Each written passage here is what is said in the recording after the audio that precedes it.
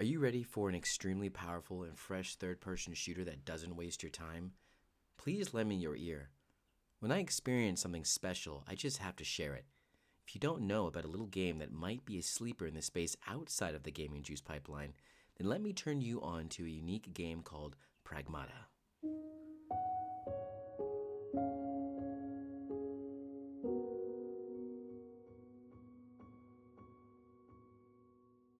There are 3 words I will break this down with, and why Pragmata represents them so well.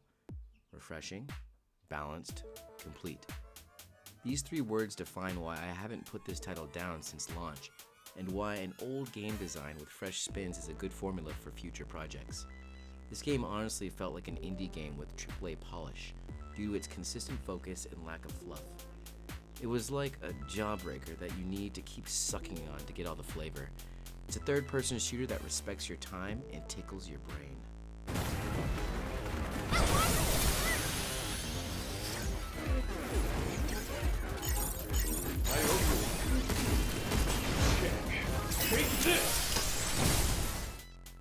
Now, my up-to-date background up to this point for the year, as far as completion goes, has been Nioh 3, Resident Evil 9, Ninja Gaiden 4, 2 Masters, and Metal Eden.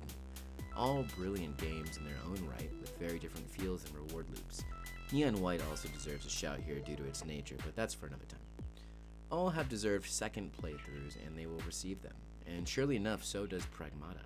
And as a matter of fact, Pragmata has beaten everyone to the punch, and in the journey to platinum and pure flow state glory, I will explain why this game is timeless, and also how it embodies the 3 words: refreshing, balanced, complete.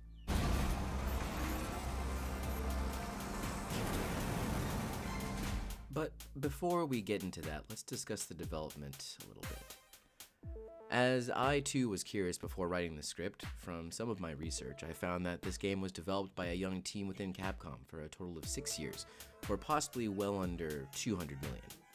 With that said, I assume there was fire in their hearts, with new concepts of game design to share and a fresh new IP to push.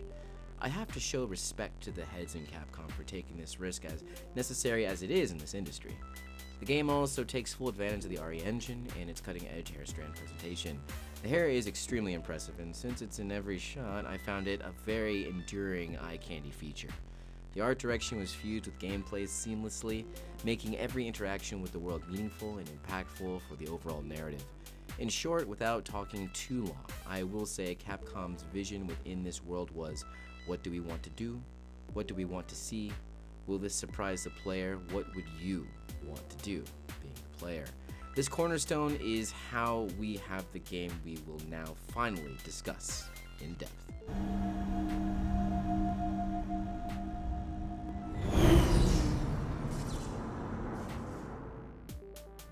Let's start with refreshing.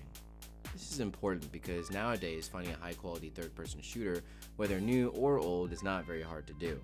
We just had the Gears of War remaster come out along with games like The Division, getting constant recurrent updates and breakout successes, like Arc Raiders pop onto the scene all the time.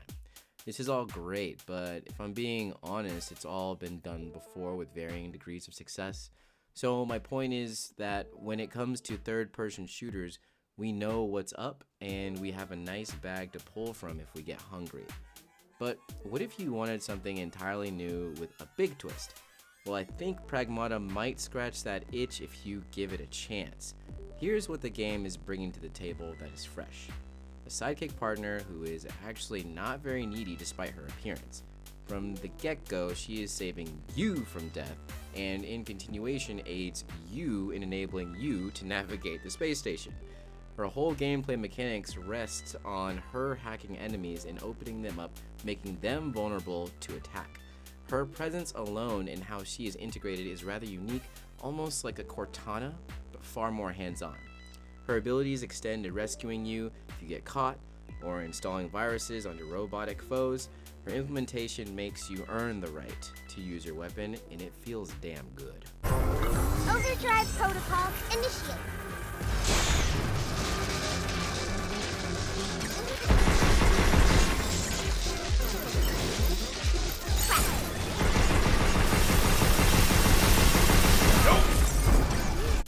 Risk and reward are tied directly into the system because when you're hacking, it's challenging at first to get your brain to move the character as well, but don't think you can't.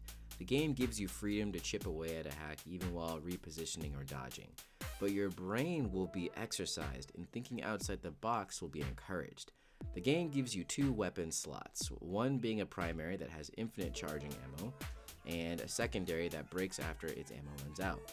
This is great because the primary keeps your momentum while the heavy-hitting secondary keeps you prioritizing targets. It forces you to pay attention to your loadout as well as weapons that might be laying around. This is coupled with 2 other slots, a tactical and a support. The tactical gives you weapons that increase your exploitative capabilities, like trapping with a net while overheating them, or laying down a mine with built-in viruses to keep them vulnerable constantly. This being coupled with the support make a match made in heaven. Support is how you take a break by popping a decoy or even deploying a barrier, which is kind of like a parry. Odd enough. All of these tools create a harmonious dance that once locked in will feel like nothing else you have ever played before. It's simply refreshing. Everything is tied to the fact that you can't just use a strong gun and blast through everything. Now, there is a weapon with this power, but it is a high risk, high reward scenario that no one has really talked about in the videos that I've seen. This is the limb cannon. In short, it's a special weapon that you will need to work for, but once you get it, you can devastate your enemies, but only if you get the timing right. That's all I will share because discovering this weapon for myself changed the way I felt about this game's potential. Like I said, it's fresh and I have left out other juicy bits, but you deserve to see those for yourself.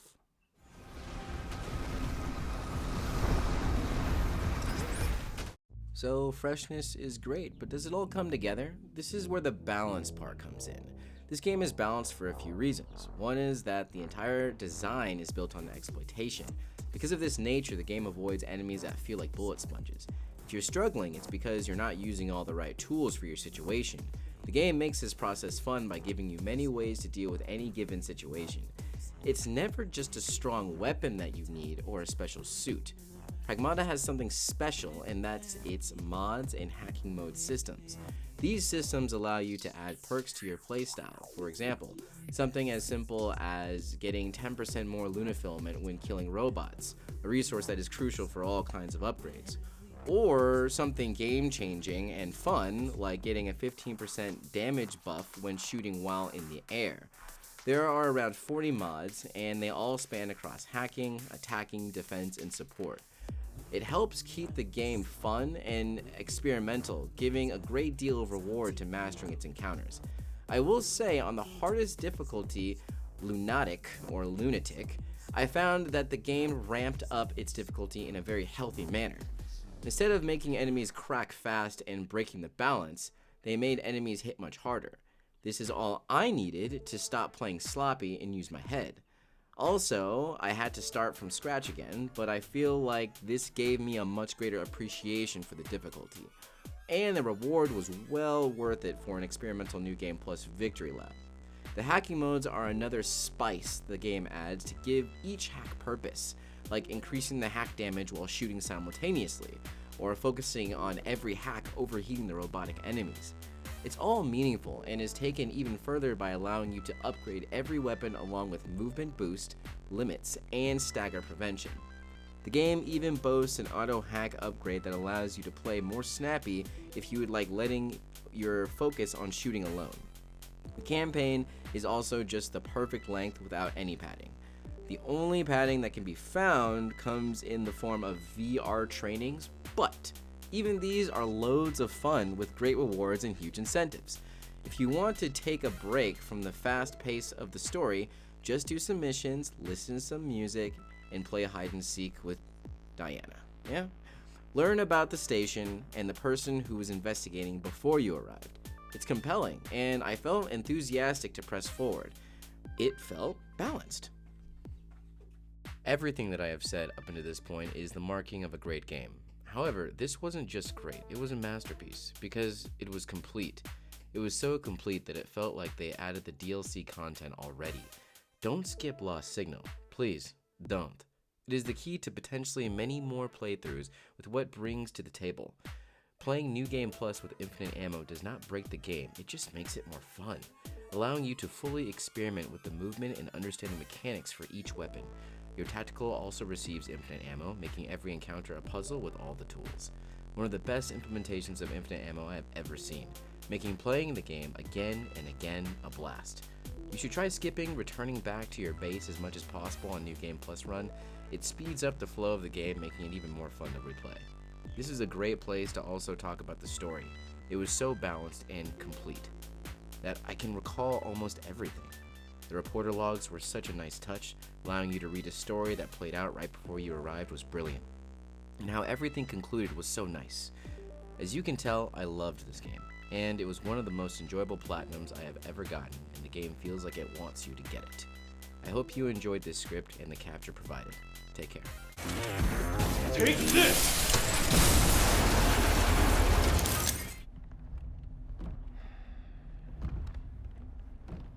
Okay, your turn. Just, what are you? I am DI-03367, a state-of-the-art Pragmata created here at the Cradle. I possess basic life-saving protocols. Okay, that's enough. I don't need the user's manual. All right, next question. What the hell is going on here? And why are these things trying to kill us? I don't know. State of the art, huh? I can't believe they're all gone.